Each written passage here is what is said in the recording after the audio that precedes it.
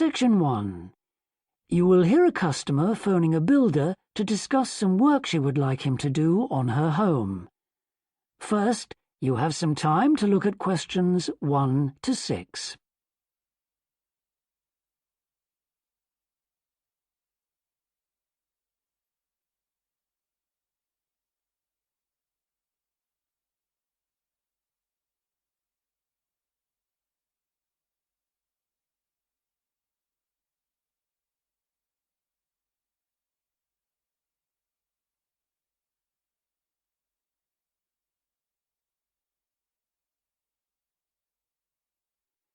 Now we shall begin.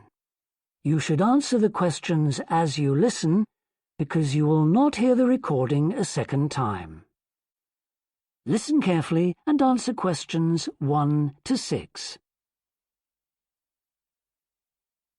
Thorndike's? Good morning. Is that Mr. Thorndike? Speaking. How can I help? I've got quite a few things which need painting and fixing in the flat, and I wonder whether you'd be able to do the work. I'm sure I'd be able to help, but let me take down a few details. Yes, of course. Well, firstly, how did you hear about us? It was my friend May Hampton. You did some excellent work for her a couple of years ago. Do you remember? Oh, yes, that was in West Park Flats. Lovely lady. Yes, she is. And what's your name, please? It's Edith Pargeter. Edith. Can you spell your surname, please? It's Pargeter. Double T, right. And do you live in West Park Flats as well?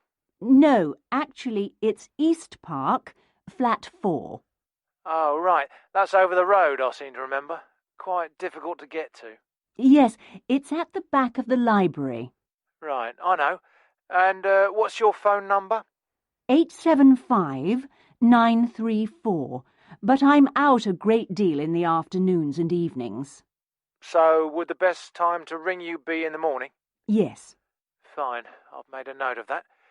Can I just ask, I'll be in a van, and I know parking's rather difficult round your flat. Where would you recommend? Well, I always tell people in larger vehicles to park by the post box on the other side of the road from the entrance. Good, thanks. And will you be able to give me a full itemised quote? Oh, yes, I'll list all the jobs separately with individual prices. That'd be a great help. No problem. Before you hear the rest of the conversation, you have some time to look at questions 7 to 10.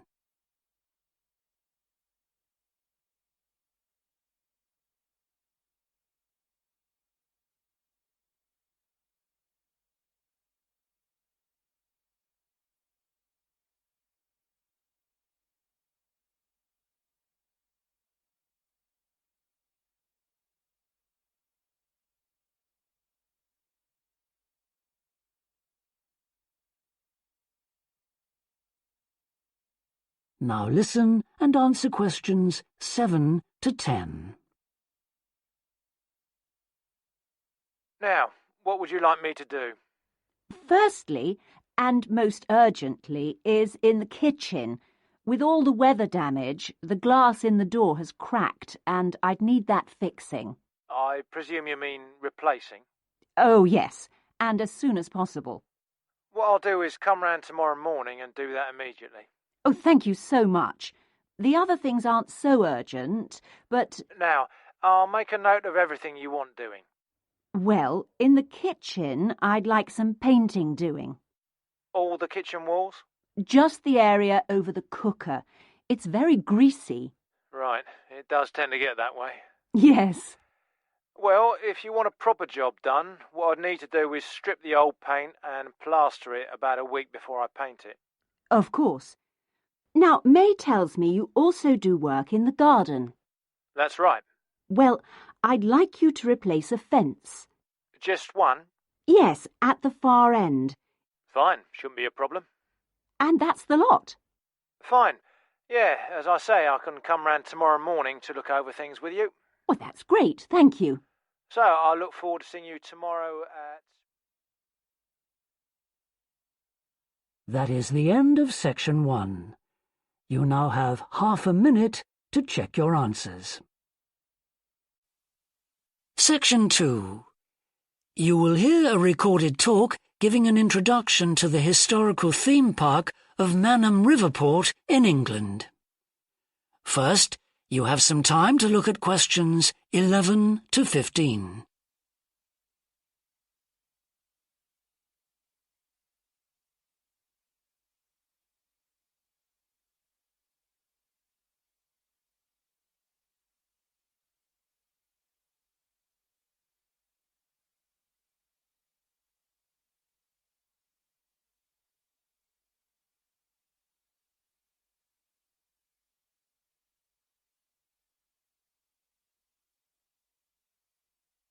Now listen carefully and answer questions 11 to 15.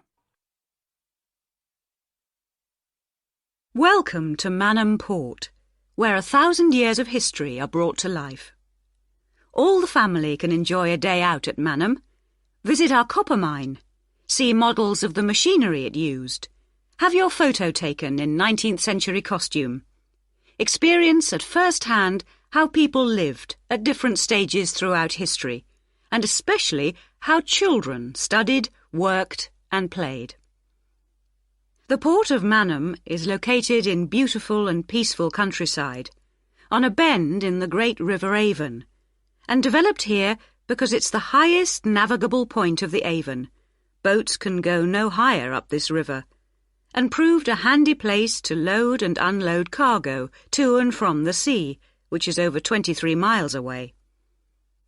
A small port was already established here when, about 900 years ago, tin was discovered nearby, though it wasn't until the Industrial Revolution, when a tremendous need for metals of all kinds developed, that Manham expanded to become one of the busiest ports in the country.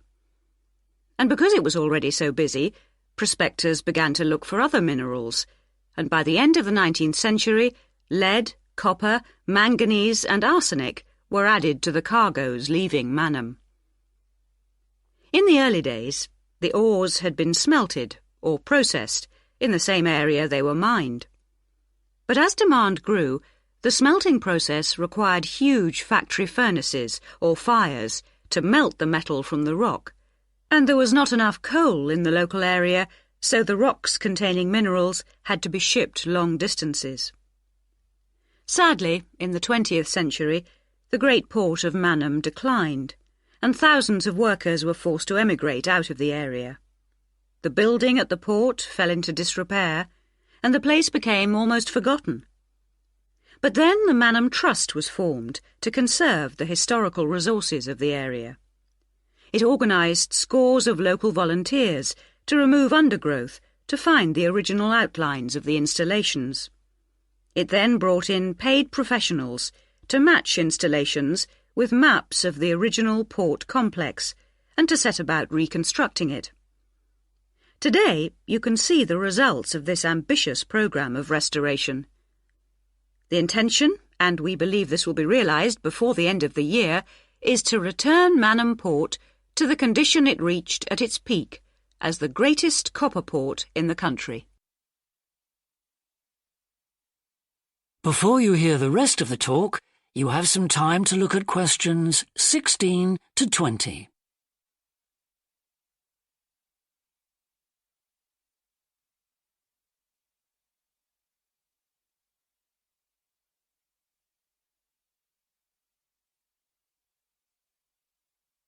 Now listen and answer questions 16 to 20.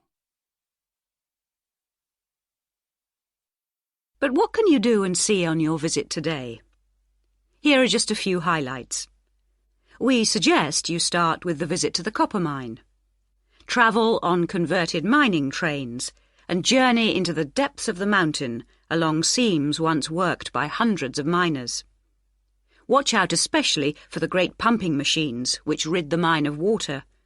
But please be warned that, like all mines, ours is very dark and closed in, and we do say that children under 5, and also dogs, should not be taken into the mine. The next recommended visit is to the village school. While looking round the classrooms, take a special look at our display of games, which is one of the largest in the world. And it's recommended that you time your visit to coincide with a guided tour. This will give you the opportunity to ask lots of questions. Near the school is the beautiful old sailing ketch called the George. You're welcome to board the boat and look round the cabins. Look out for the ship's wheel, which was missing until only 5 years ago, when it was dredged out of the silt by a local fisherman. We have no idea how it got there, but it's been polished and proudly restored to its original place on the boat. Please take care going down the ladders if you wish to visit the lower deck. We don't recommend you allow young children to use them. So we hope you have a memorable visit to Manham Port, and will tell your friends all about us. That is the end of section 2. You now have half a minute to check your answers. Now turn to section 3. Section 3. You'll hear 3 university students talking about a presentation which one of them has to give. First, you have some time to look at questions 21 to 24.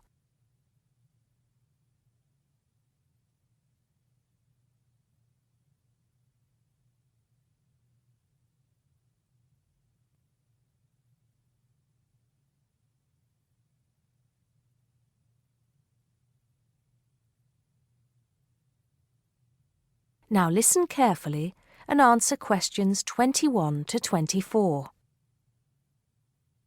Hi, Joe. Hi, Isabel. Hi, Paul. Oh, hi, Paul. I've heard you've been stressing out about your presentation on art. I am. Are you still going to talk about the different types of art? Yes. Well, I was planning to, but there's so much stuff on the subject that I'm finding it difficult to put it all into one short presentation. Huh. I usually have the opposite problem. There's nothing worse than going blank, forgetting your words in front of a group of people. Well, the problem is that I don't know how to organize what I want to say in the presentation.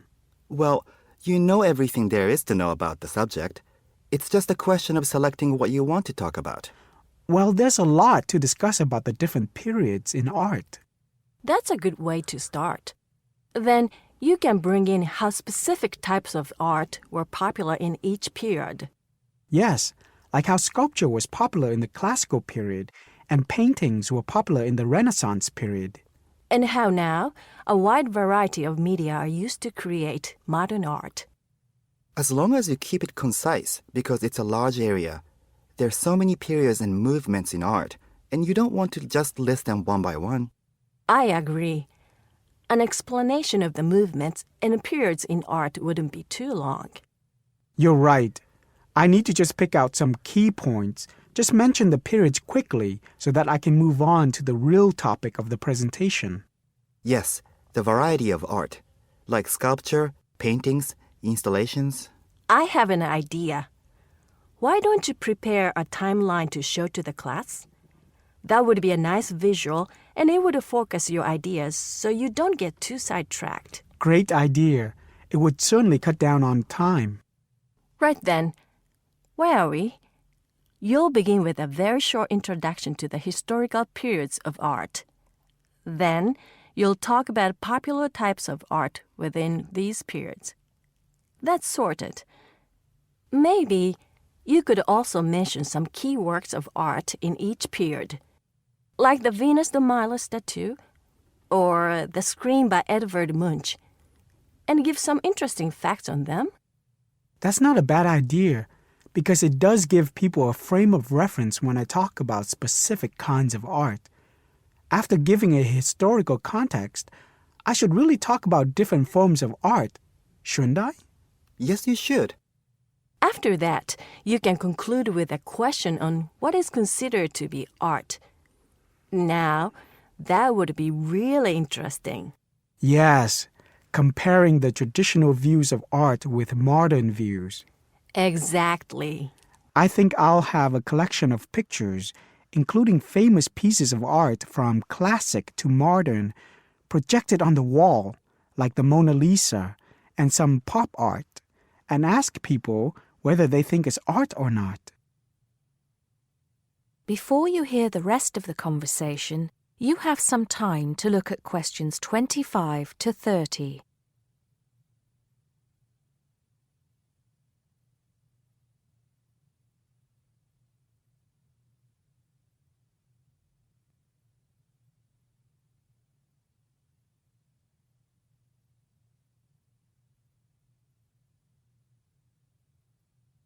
Now listen and answer questions 25 to 30. Showing some famous works and asking people what art is would certainly lead to discussion in the room. People's appreciation of art is so subjective, and it comes down to taste. That's what I'm hoping for, some disagreement to liven up the presentation. And you could stick in some really controversial ones like graffiti and modern art installations in between pieces of art that are universally accepted, like the work of the Renaissance painters. Sounds good to me. I have to say, I really don't understand some modern art myself. There was one recently that was just a pile of rubbish. It doesn't require much skill to create, does it? And what does it mean? There's no point to it. Actually, Joe, I like some modern art. It makes you look at the world in a different way. Artists now have the freedom to express themselves completely. Yes, but there is an idea now that anything can be art. I've heard of paintings being sold for large sums of money, which have been done by small children and animals. Now that's ridiculous. Oh, you could find one of those paintings and put it in your presentation, couldn't you, Paul? That would really be interesting. Well, Paul, what do you think? I like it. Just thinking. I'll need to do some more research to find pictures for the slideshow. Yes, we can help you. Can't we, Joe? Of course. If you go to the fine art section of the library, I'm sure you'll find everything you need. Just ask the staff and they'll give you access to a slide bank of hundreds of famous works of art. And if you still can't find what you're looking for, use the library computers to go online. There are lots of images on the internet. Of course, you'll need to use a search engine like Google, but it's dead easy. Thanks, guys. I'm feeling much clearer about the project. Your ideas have been really useful. I think I should end with a quote of some kind by a famous artist. What do you think? That's a good idea.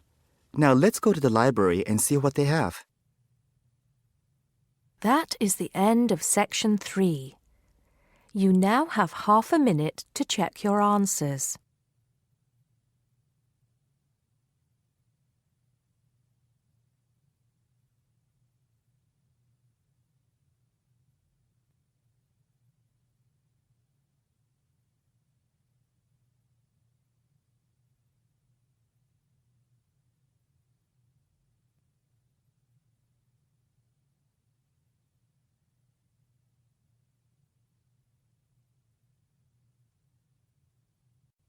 Now turn to section 4. Section 4. You'll hear a lecturer talking to students about languages. First, you have some time to look at questions 31 to 36.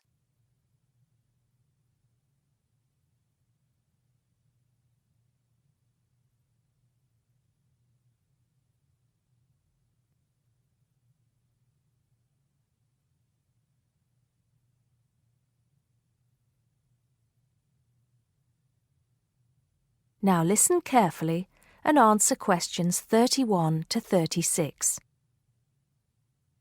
Good afternoon, everybody.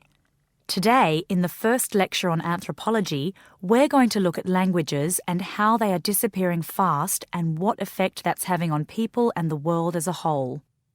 We hear so much in the news about the possible extinction of animal and plant species in the world. It's a sad thing that one day certain animals will cease to exist. But how many of you are aware that the world's languages are facing a similar threat? Believe it or not, there are currently more than 6,000 languages spoken in the world today, but experts believe that by the end of this century, this number will be reduced to half. And as each language dies, the culture and specialized knowledge of a community dies with it. The unique knowledge of the environment, local wildlife, plants, animals, and ecosystems, not to mention the cultural traditions of the people themselves, will become lost forever. In essence, each language is not just spoken or written words strung together. Language has the power to hold the entire history of a people. Approximately one language dies every 2 weeks. This is an unprecedented situation. Never before in history has there been this rate of rapid decline. Most human languages are spoken by relatively very few people. Let's put this into perspective. The Ethnologue, the leading authority on the world's languages, has put together a list of every living language known to man. There are over 6,500, of which 6,000 have available population figures. Now, 109 million people speak just 10 of these languages, and they are the major languages of the world. At the opposite end of the scale, there are minority languages which are only spoken by a few people, and that's what this chart is illustrating. The number of languages is represented on the vertical axis, and the total number of languages that make up this group is an astounding 1,619. For each of these smaller language groups, the population range of speakers goes from 1 to 999.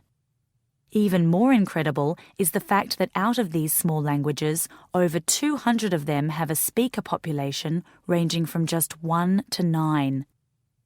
Imagine only 9 people speaking your language in the whole world, or even only 1 or 2 people. Now, let's think geographically. In total, there are 516 languages that are nearly extinct, where only a few members of the older generation survive. When they die, the language will die with them, lost forever. The majority of nearly extinct languages come from the Pacific and the Americas, making up 74%, followed by Asia at 15%. Europe has the smallest percentage of languages that are nearly extinct, only 2%. Before you hear the rest of the talk, you have some time to look at questions 37 to 40.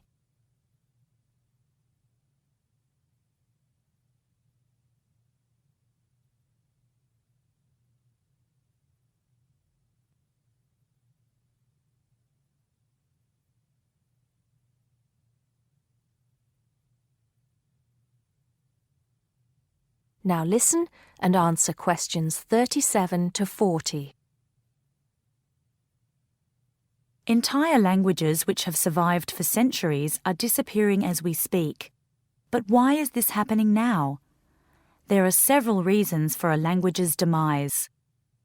Globalization has made the world smaller, and technology has made it easier for people separated by vast distances to communicate in a common language, which further ensures the growth in economic status for such communities. Minority languages have given way to the main languages of global communication, like English. On a social level, speakers may feel the minority language to be old-fashioned and behind the times. Maybe even speakers are slightly embarrassed to speak the language of their forefathers, identifying more with an international language that brings with it improved economic status.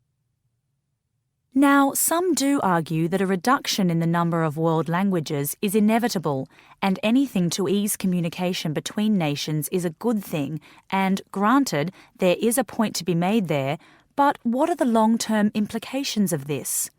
Consider this. Language, in both spoken and written form, is the vehicle for oral traditions to be passed down through generations.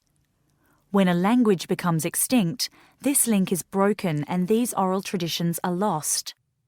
This has enormous implications for the identity of a community. We can't stop the changes that are happening in the world, but we can try to keep languages alive through language maintenance programs and by documenting languages before they disappear, so they can be studied and maybe even resurrected in the future. It's also important to remember that many people who speak threatened languages can neither read nor write. Helping them become literate goes a long way towards protecting the language. Preserving a language is not easy, but there have been exceptional cases where languages have been brought back to life.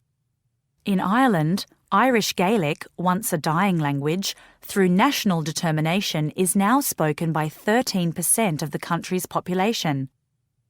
We'll go into what happened there in more detail in my second lecture. That is the end of section 4. You now have half a minute to check your answers.